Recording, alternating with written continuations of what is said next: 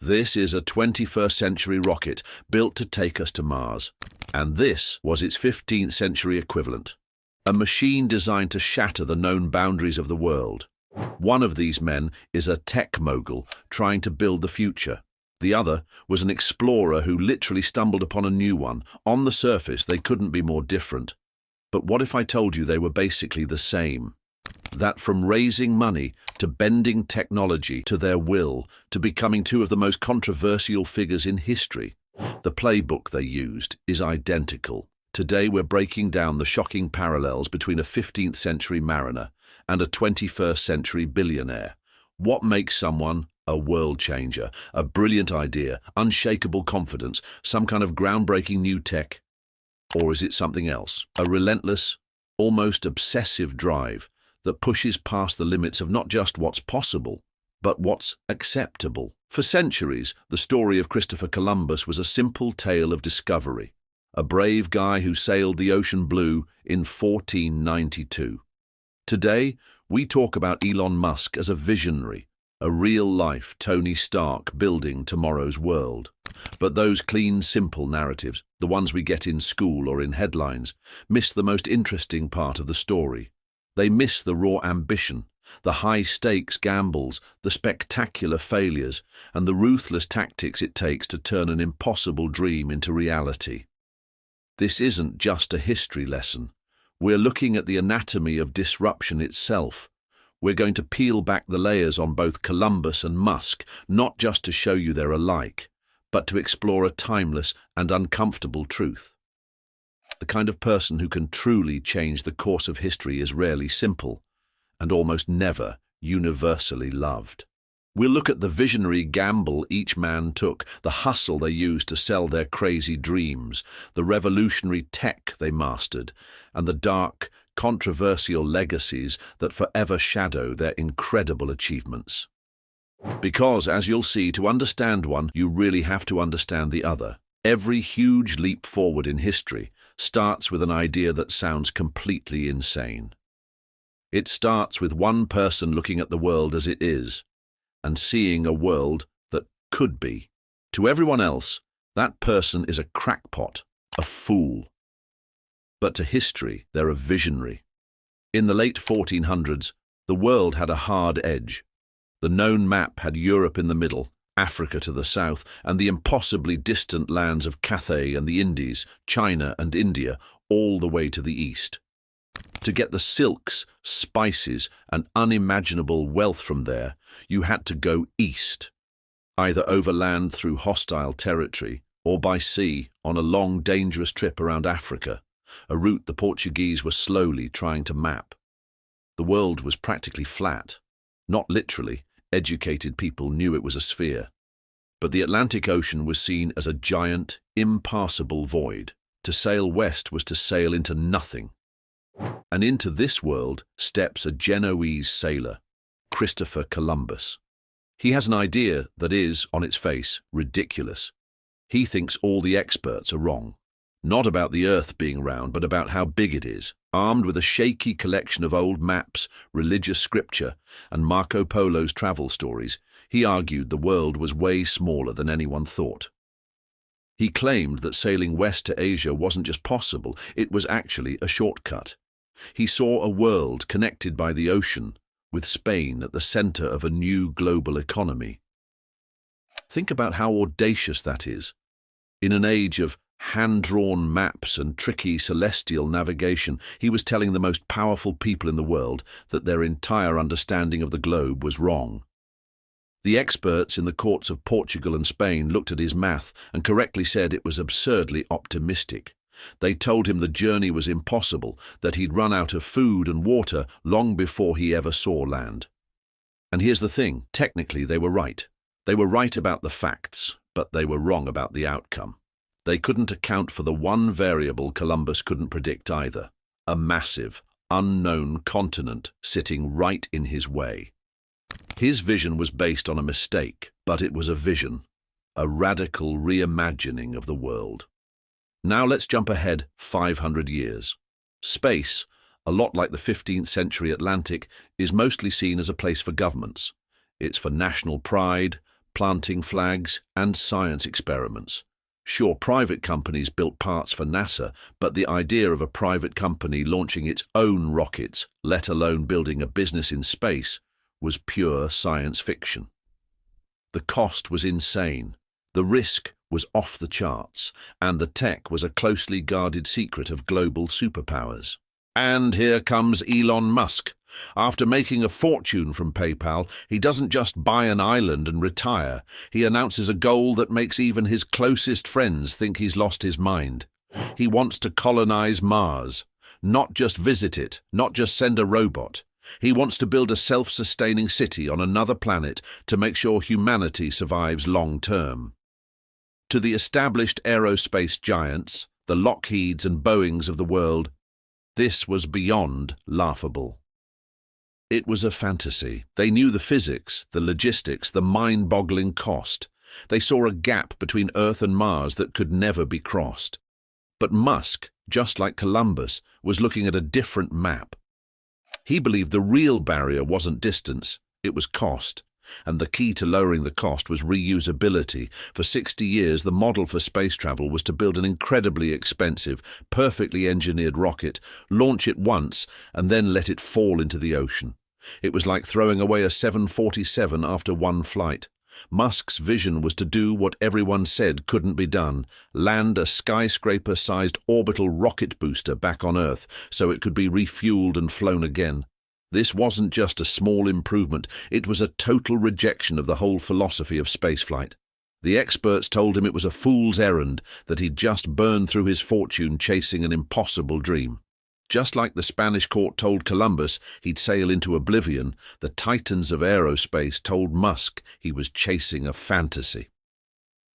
Both men had one defining trait, a supreme, almost delusional self-confidence in a vision that everyone else said was impossible. Columbus wasn't just a sailor, he had a grand, flawed, but world-changing idea about the planet. Musk isn't just an engineer, he has a grand, audacious plan to save our species. Their gambles weren't about a single trip or a single rocket, they were about completely rewriting the map of what was possible. They bet everything on the idea that the experts were wrong, and that the unknown was closer than anyone else dared to believe. And to fund that bet, they'd have to become the greatest salesman of their centuries. A world-changing vision is just a daydream without capital. Before you can build rockets or launch ships, you have to convince someone with very deep pockets to bet on you. This is where the visionary has to become a hustler. Getting money for something that's never been done before is a brutal game of persuasion, persistence, and politics. Both Columbus and Musk completely mastered it. Let's go back to the 1480s. Columbus, a weaver's son from Genoa, has this huge idea, but zero money, no title, and no royal connections. He's basically a startup founder with a pitch deck. His first stop is the King of Portugal, the 15th century equivalent of Silicon Valley. Portugal was the world leader in exploration. They were the smart money. Columbus gets his meeting, makes his pitch for a faster route to the Indies, and the king's experts check his math. They reject him. His calculations are just dangerously wrong. It's a hard no. So what does Columbus do? He goes to the competition. For the next 7 years, he goes on one of the most relentless fundraising campaigns in history, lobbying King Ferdinand and Queen Isabella of Spain. This wasn't one meeting. It was a grinding, multi-year marathon of networking and politicking. He made friends with powerful people at court who could get him in the room. He even lived on a royal stipend meant to keep him in Spain so he wouldn't take his idea to rivals like France or England. Just picture it. Columbus, a foreigner with an accent, standing before a council of skeptical nobles, laying out his maps and painting a picture of untold riches and glory for Spain. He wasn't just selling a trade route, he was selling a dream. He talked about gold, spices, and converting the people of the Far East to Christianity, a very appealing idea to the Spanish monarchs. Still, they turned him down multiple times. His demands were seen as outrageous. He didn't just want funding, he wanted to be named Admiral of the Ocean Sea, Viceroy and Governor of any new lands he found. and get 10% of all revenue from those lands, forever, for him and his family.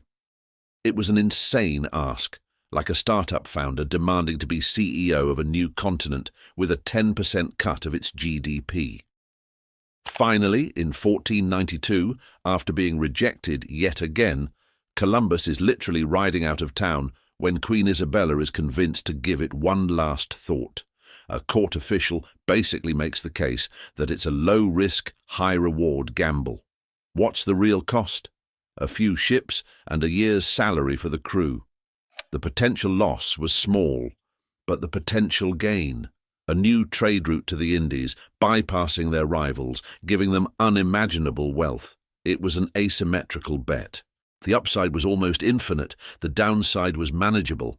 The Queen changed her mind, Columbus got his deal. After 7 years of hustling, he had his venture capital. Now, fast forward to the early 2000s.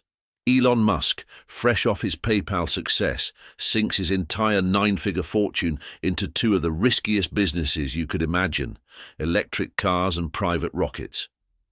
He puts $100 million into SpaceX and over $70 million into Tesla. This wasn't just seed money, this was everything. He was all in. SpaceX's first goal was to launch its Falcon 1 rocket. The first attempt in 2006 failed. The rocket blew up. The second launch in 2007 failed. The third launch in 2008 also failed, taking a NASA satellite with it. Musk had said he only had money for 3 launches, 3 failures. By any rational measure, the company was done. He was bleeding money, and his big idea was starting to look like a billionaire's hobby. At the same time, Tesla was about to collapse. The 2008 financial crisis hammered the auto industry. Tesla was burning through cash, struggling to produce its first car, and was almost bankrupt. Musk has said this was the worst period of his life. He was sleeping on the factory floor and borrowing money from friends just to make payroll. He had to choose. Let one company die to save the other, or risk everything and lose them both. He risked it all. Just like Columbus, Musk had to go on a desperate fundraising tour. But his Ferdinand and Isabella weren't kings and queens. They were venture capitalists and NASA officials. He had to close a funding round for Tesla on Christmas Eve 2008, literally the last hour of the last possible day, or the company was finished. He put his very last dollar into that round to get other investors to join. It worked. And with SpaceX, after the third failure, they had one last shot. They scraped together enough parts for a 4th rocket. This was it. If it failed, SpaceX was over. In September 2008, it successfully reached orbit. It was the first time a privately funded liquid-fueled rocket had ever done that. Just weeks later, Musk got a call from NASA. They awarded SpaceX a $1.6 billion contract to fly cargo to the International Space Station. That phone call saved the company. NASA, like the Spanish crown, made an asymmetrical bet. They needed a cheaper way to get to space, and this scrappy, now barely proven company was their best shot.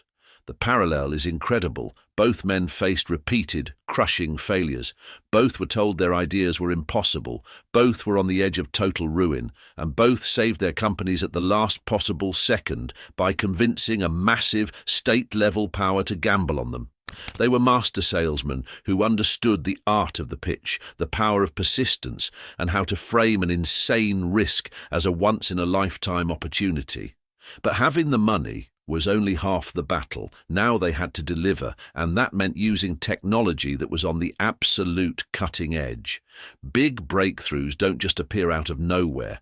They're built by combining and refining existing tools in new ways to do something that was previously impossible. For both Columbus and Musk, their grand plans depended entirely on mastering the most advanced tech of their time. They weren't just dreamers, they were system integrators, pushing the available hardware to its absolute limit. Let's start with Columbus. It's easy to look at his ships, the Niña, Pinta, and Santa Maria, and see them as quaint. But in 1492, they were technological marvels. 2 of them, the Niña and Pinta, were caravels, a new type of ship that was basically a 15th century high-performance vehicle. Developed by the Portuguese for exploring the African coast, the caravel combined the best sailing tech from the Christian and Islamic worlds.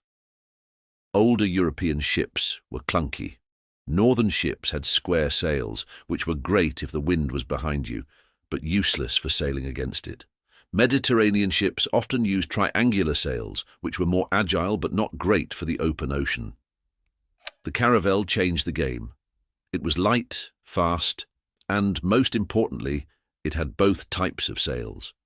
It used square sails for speed when the wind was good, and triangular lateen sails that allowed it to zigzag against the wind. This made it incredibly agile, perfect for a long, speculative voyage into the unknown. But the ship was just one piece of the puzzle. Columbus was armed with a whole suite of his era's best navigational tools. He had a magnetic compass, a Chinese invention that had transformed European sailing. He had an astrolabe and a quadrant to measure the height of the North Star, which in theory could tell him his latitude. In practice, using these on a rocking ship was incredibly hard, and Columbus's own log shows his readings were often way off. He mostly relied on an older technique called dead reckoning, using a compass for direction, a knotted rope to estimate speed, and a sand glass for time, then marking his best guess on a chart. He was using the 15th century version of GPS, even if it was a clunky, unreliable beta version. Without the caravel and these tools, his voyage would have been suicide. He didn't invent them, but he was the first to combine them for a mission this ambitious. Now, let's look at Elon Musk and SpaceX. When Musk started the company, the aerospace industry was stuck. Legacy companies were charging a fortune for single-use rockets. Musk's great insight was that the physics of spaceflight wasn't the problem, the economics were. The key was that revolutionary idea, reusability. To make it happen, SpaceX had to basically reinvent the rocket.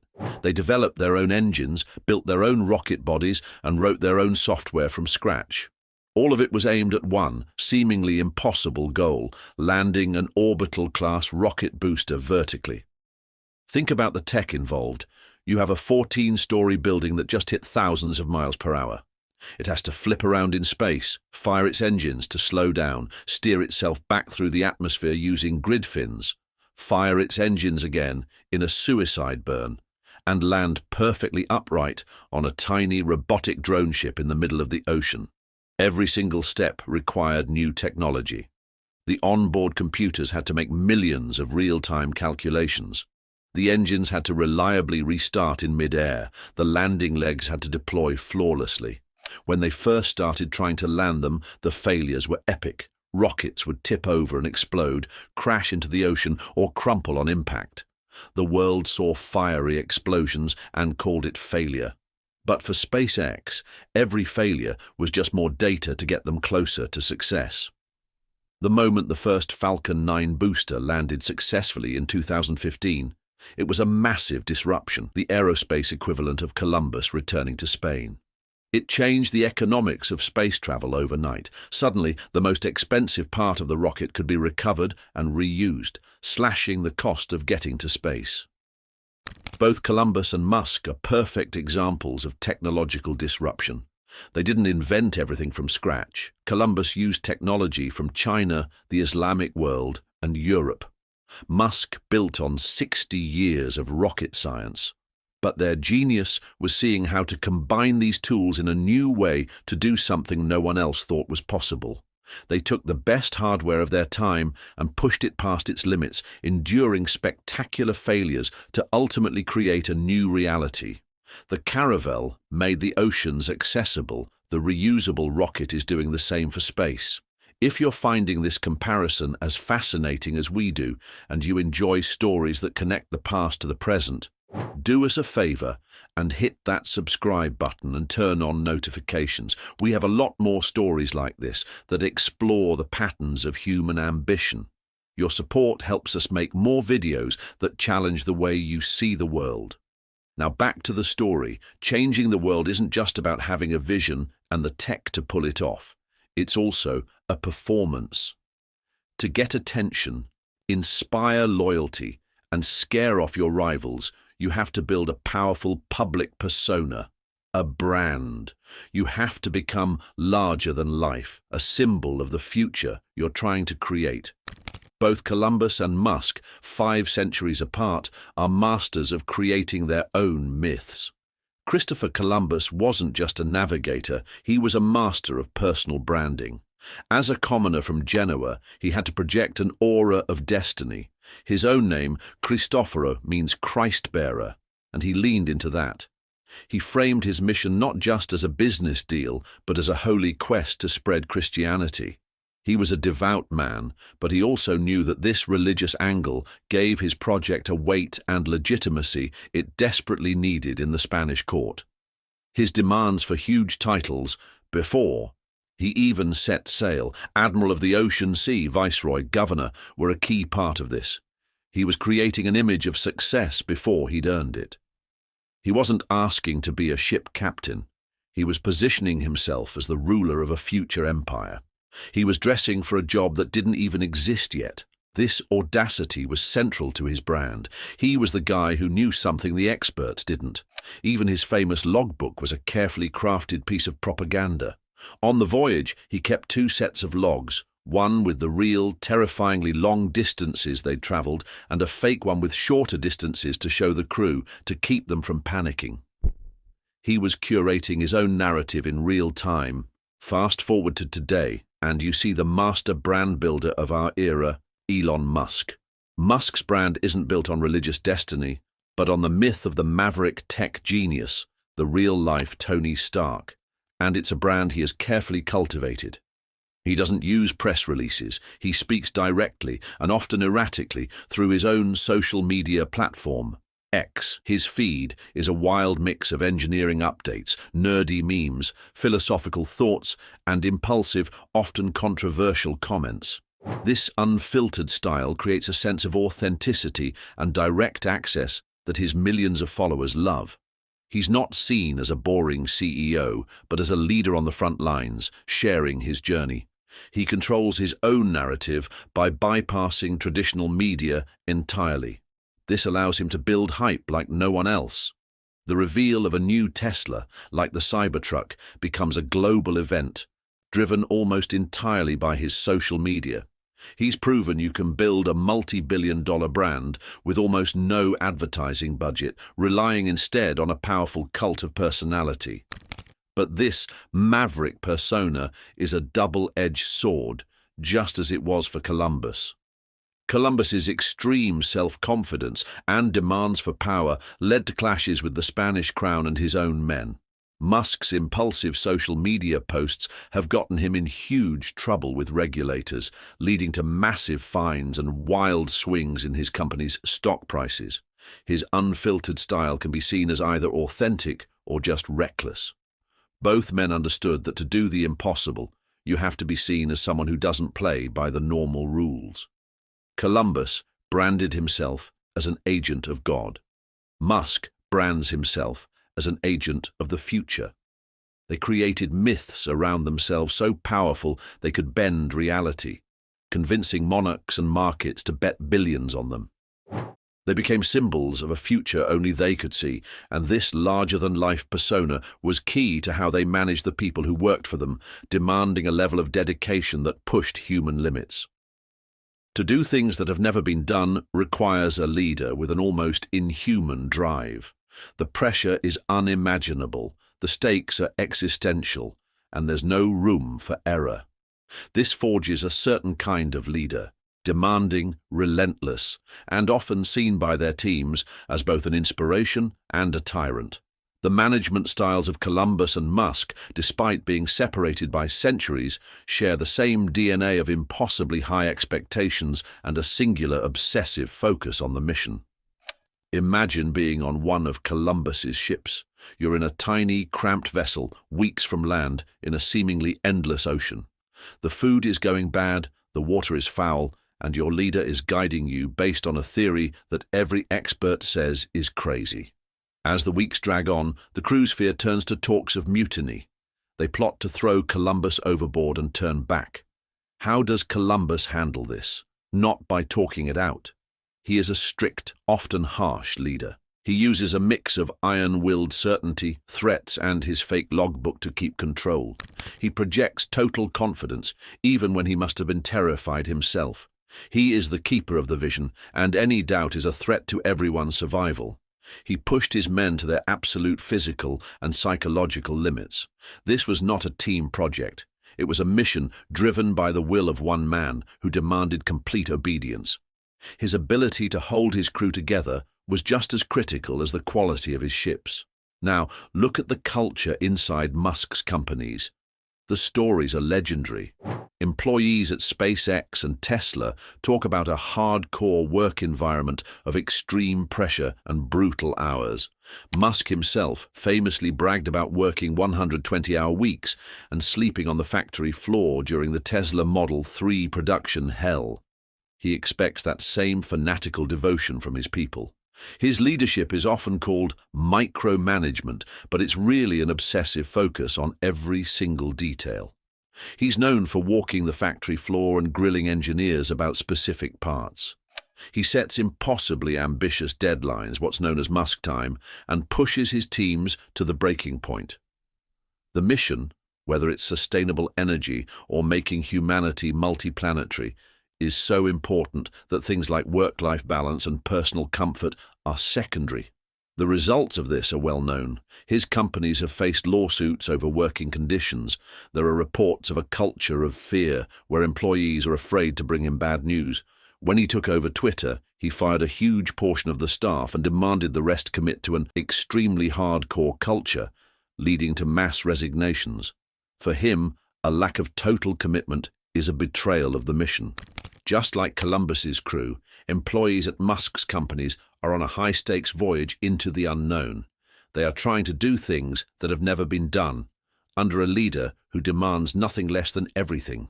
For some, this is exhilarating, a chance to be part of history. For others, it's destructive and unsustainable. The parallel is the core belief that the mission's importance justifies the brutal methods. Columbus believed the glory of God and the riches of Asia were worth the risks and the iron-fisted discipline. Musk believes solving humanity's biggest threats justifies the relentless pressure he demands. Both are leaders who inspire incredible loyalty and innovation, but they also leave a trail of burned-out, resentful former followers. In their minds, they are wartime generals in a battle against the impossible, and there's no room for compromise. This drive, at any cost, inevitably casts a long, dark shadow, leading to legacies that are as celebrated as they are condemned. History is never clean. The same ambition that drives someone to change the world can also lead them to cause profound cruelty and destruction. The legacies of great disruptors are rarely just tales of triumph. They are almost always complex, messy, and deeply polarizing. This is the final and most critical parallel between Christopher Columbus and Elon Musk. Their achievements are undeniable, but they are tangled up with controversy that forces us to ask a hard question. Do the ends justify the means? For a long time, the name Christopher Columbus meant heroic discovery. But today, our understanding of his legacy has gone through a painful and necessary re-evaluation. The new world he discovered wasn't new at all. It was home to millions of people with their own rich civilizations. His arrival kicked off a brutal era of colonization, exploitation, and death on a massive scale. When Columbus was made governor of Hispaniola, his record was one of tyranny. He and his brothers were completely incapable of running the new colony. Desperate to show a profit to his royal investors, he forced the native Taino people into slavery and hard labor. He created a brutal tribute system, demanding gold from people who had little to give. Those who failed to meet their quotas faced horrific punishments. His rule was so disastrously cruel that complaints from both Spanish colonists and priests made their way back to the court. He was accused of torturing his own people for minor offences and overseeing the subjugation of the natives. The situation got so bad that the Spanish crown sent an investigator who arrested Columbus and his brothers in 1500 and shipped them back to Spain in chains. Although he was later pardoned, he was stripped of his governorship. Beyond his personal actions, his voyages unleashed the Columbian Exchange. While this brought new crops to Europe, it also had a devastatingly dark side. European diseases like smallpox and measles, which the indigenous people had no immunity to, wiped out entire populations. Some estimates suggest that 80 to 95% of the native population died in the decades after he arrived.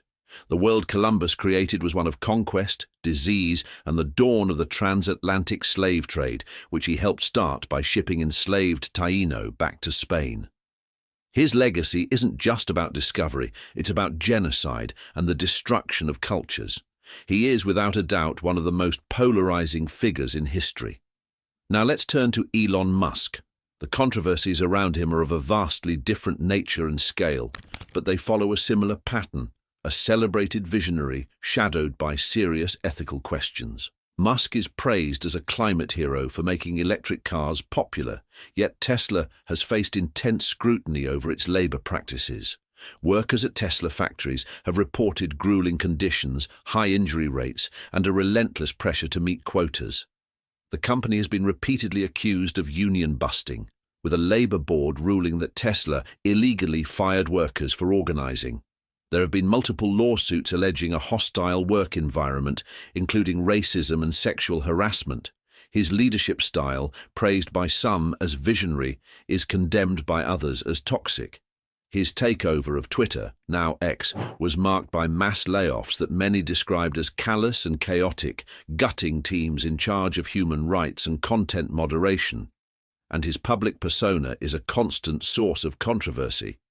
His impulsive statements on social media have been blamed for spreading misinformation and attacking his critics. He is a deeply polarizing figure. To his fans, he's a genius pushing humanity forward. To his critics, he's a reckless tycoon who ignores rules, mistreats workers, and uses his immense power irresponsibly. The point here is not to equate the actions of these two men. The death and destruction that followed Columbus's arrival is in a category of its own. The parallel is in the structure of their legacies. Both men are architects of a new world. Columbus connected two hemispheres, changing everything. Musk is reshaping energy, transportation, and space. Their achievements are monumental, yet both legacies are stained. They operated with a conviction that their vision was so important it overshadowed the immense human cost, whether that cost was the devastation of entire peoples or the well-being of their own workers. They force us to confront the uncomfortable truth that progress is often driven by deeply flawed people, lionized by some and villainized by others. So what's the takeaway here? Why does it matter that a 15th century explorer and a 21st century tech mogul basically use the same playbook? The parallel between Columbus and Musk isn't just a fun historical fact. It's a mirror reflecting a timeless and uncomfortable truth about human ambition. It reveals a pattern. First, there's the visionary gamble, a near-delusional self-belief in a reality no one else can see. For Columbus, it was the size of the world. For Musk, it's the cost of escaping it. Then comes the hustle. Both men were master salesmen who endured years of failure to sell their impossible dreams, framing huge risks as historic opportunities. Then the technology. They weren't just dreamers, they were master integrators who pushed the most advanced tools of their day, the caravel and the reusable rocket, to their breaking point. And finally, the most important part, the controversial legacy. Both men, in their relentless drive, became deeply polarizing figures, hailed as heroes and condemned as villains. Their stories are a stark reminder that world-changing innovation is rarely a clean process. It's often driven by difficult, obsessive, and flawed people who operate on the very edge of what's possible and what's acceptable. This comparison demystifies the idea of the great man of history. It shows that these figures aren't gods. They are a recognizable type. They are relentless, persuasive, tech-savvy, and often ruthless. Their ambition is so huge that it can create new worlds and cause immense harm at the very same time. Looking at Columbus through the lens of Musk helps us see him not just as a historical symbol, but as a kind of entrepreneur, a hustler who pitched, failed, and finally hit it big. And looking at Musk through the lens of Columbus forces us to think about the long-term consequences of our own era's ambitions. 500 years from now, how will our age of tech disruption be judged? What unforeseen problems will come from the new worlds we're building right now? The story of Columbus and Musk is the story of our own double-edged sword. That unquenchable human thirst to explore, to build, and to innovate, and the moral chaos that always comes with it. It teaches us that progress is messy, and the people who drive it are never simple saints. They are complex, powerful, and profoundly human forces of nature. So that brings up a question for our time. If Columbus was the Elon Musk of the 15th century, who is the visionary, disruptive, and controversial figure we should be watching today? And what historical figure should we compare to a modern innovator next? Let us know what you think in the comments below. And if you enjoyed this, please make sure to subscribe and hit the bell so you don't miss our next video. Thanks for watching.